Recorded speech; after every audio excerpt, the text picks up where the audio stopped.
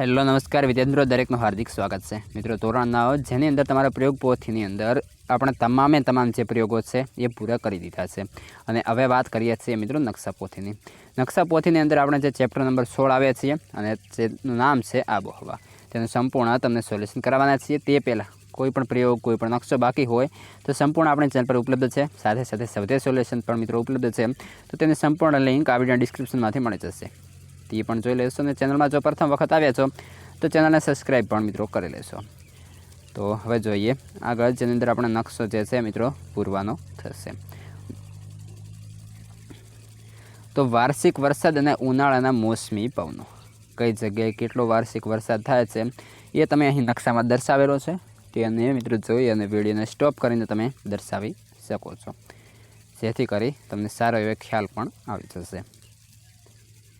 ત્યારબાદ આવે છે આગળ પ્રશ્ન નંબર 3 સાચા જોડકા બનાવો જેની અંદર પહેલો છે શીત ઋતુ શિયાળો તો ડિસેમ્બરથી ફેબ્રુઆરી, ઉષ્ણ ઋતુ ઉનાળો માર્ચથી મે, વર્ષા ઋતુ ચોમાસું તો આવશે જૂનથી સપ્ટેમ્બર અને નિવર્તન ઋતુ એટલે કે પાછા ફરતા મોસમી પવનોની ઋતુ એટલે કે તેની અંદર આવશે ઓક્ટોબરથી નવેમ્બર।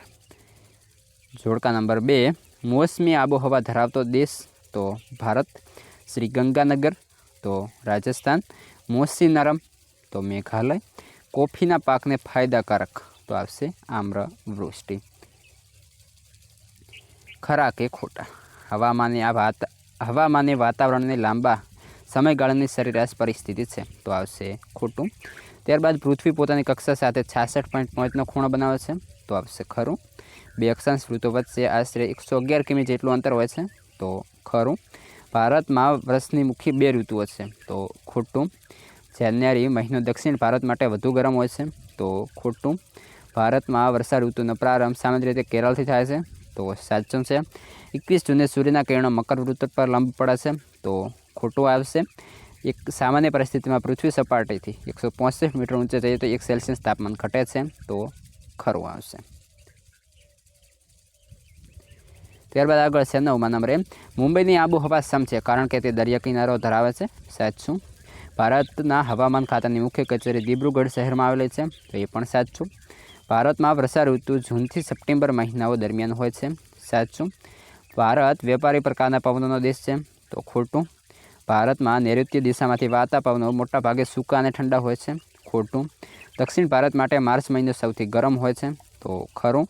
ભારત માટે વર્ષા ઋતુ મહત્ત્વની ગણાય છે તો ખરું। ક્રમભંગ મોસમી પવનનું મુખ્ય લક્ષણ છે તો એ આવશે ખોટું।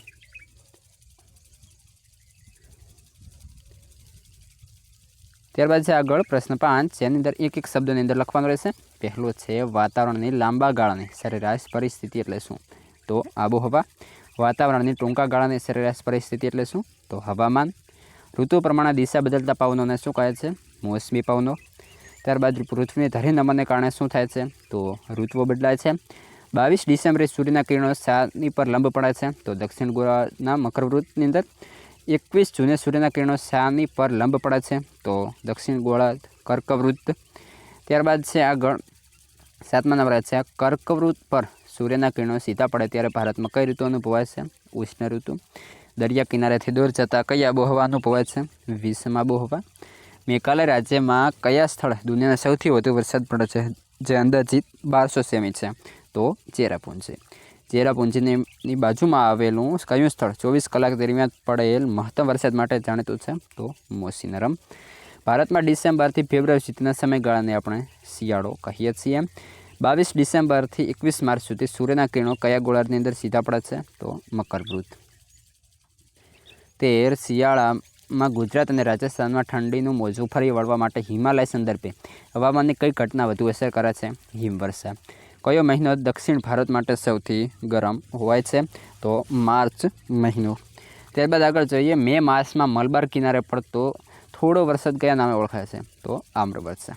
ભારતની મહત્ત્વની ઋતુ તો વર્ષા ઋતુ। વરસાદ પડે જ નહીં એવા દિવસો હોય અને ફરીથી વરસાદનો દિવસો આવે તે ઘટનાને તો વરસાદનો ક્રમભંગ કહે છે।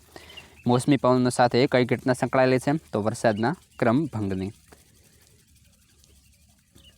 19મા નંબર છે ભારતમાં પાછા ફરતા મોસમી પવનોની ઋતુ કયા મહિનાઓમાં હોય છે ઓક્ટોબર અને નવેમ્બર। ઊંચું તાપમાન અને ભેજની પરિસ્થિતિને કારણે દિવસનું હવામાન અકળાવનારું બને તે સ્થિતિને શું કહે છે? બફારો. ગુજરાતમાં ઓક્ટોબર હીટ કયા નામે જાણીતો છે? તો હીટવેવ.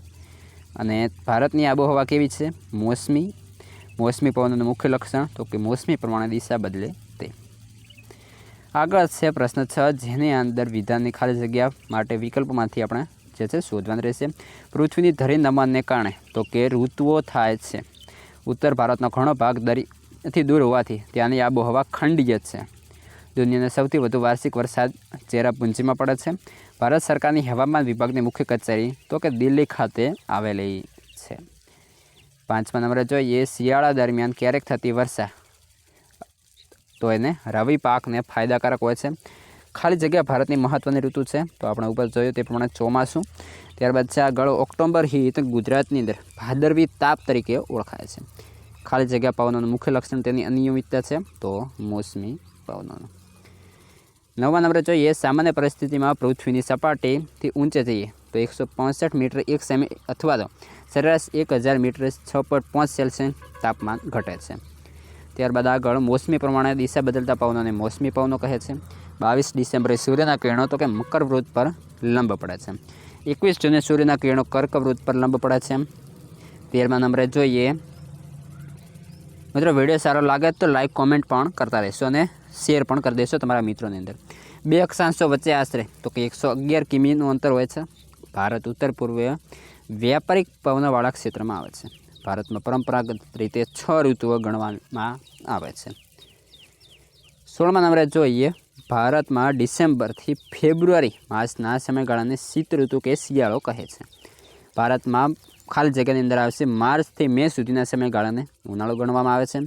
ભારતમાં જૂનથી સપ્ટેમ્બર માસ સુધીના સમયગાળાને આપણે વર્ષા ઋતુ ચોમાસું કહીએ છીએ.